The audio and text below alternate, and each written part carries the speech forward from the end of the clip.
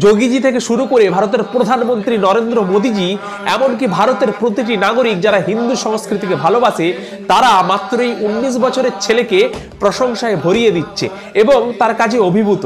কিন্তু জানেন কি যে এই ছেলে কি করেছে যার জন্য আজকে সবাই এর প্রশংসা করছে? চলুন আপনারা একটু শুনে নিন যে ইনি কত বড় কাজ করেছেন। देवव्रत महेश रेखे आपने बिना किसी रुकावट के 50 दिनों में दंडक्रम परायणम, जिसमें शुक्ल यजुर्वेद की मध्यम दिनी शाखा के 2000 मंत्र शामिल हैं।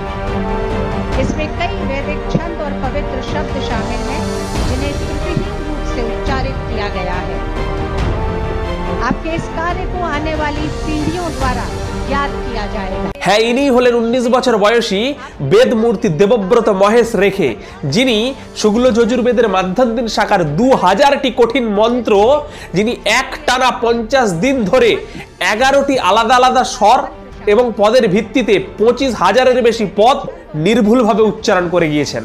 এই কাজ 200 বছর আগে একজনই করে গিয়েছিলেন।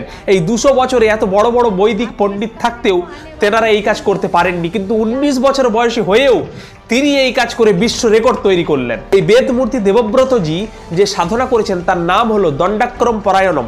এতে শুধুমাত্রই বেদের মন্ত্র মুখস্থ থাকলে হবে না, আপনাকে সঠিক স্বর, সঠিক ছন্দ, সঠিক গতি এবং আপনার সঠিক শ্বাস নিয়ন্ত্রণে রাখতে হবে।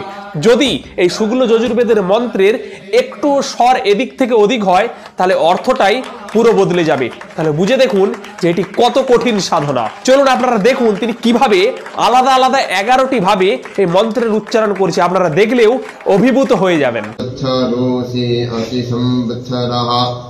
संवत्सरोऽसि असि परिवत्सरः परिवत्सरोऽसि संवत्सरः संवत्सरोऽसि असि परिवत्सरः परिवत्सर इगावत्सरः इगावत्सरः परिवत्सरोऽसि संवत्सरः संवत्सरोऽसि असि परिवत्सरः परिवत्सर इगावत्सरः परिवत्सर इति परिवत्सरः। যেখানে এখনকার 19 বছরের ছেলেরা কিছুক্ষণের মধ্যেই মনোযোগ হারিয়ে ফেলে, সেখানে এই বেদমূর্তি এই 19 বছরের ছেলে 50 দিন ধরে টানা 2000-এরও বেশি মন্ত্র, 25,000-এরও বেশি পদ নির্ভুলভাবে উচ্চারণ করে গিয়েছেন। তাই যারা না বুঝেই বলেন যে বেদ আমাদের দিকে কেন পড়তে দেওয়া হয় না, বেদ পড়াতে কেন আমাদের অধিকার নেই, বুঝতে পেরেছেন যে বেদ পড়াটা কতটা কঠিন? তার জন্য লাগে কঠিন অধ্যাবসনা, অনেক ধৈর্য, কঠিন মনোযোগ, তারপরে আপনি সঠিকভাবে বেদ উচ্চারণ করতে পারবেন এবং তার স্বর যদি একটু এদিক থেকে ওদিক হয়ে যায় তার অর্থ সম্পূর্ণ বদলে যাবে। তাই আগেকার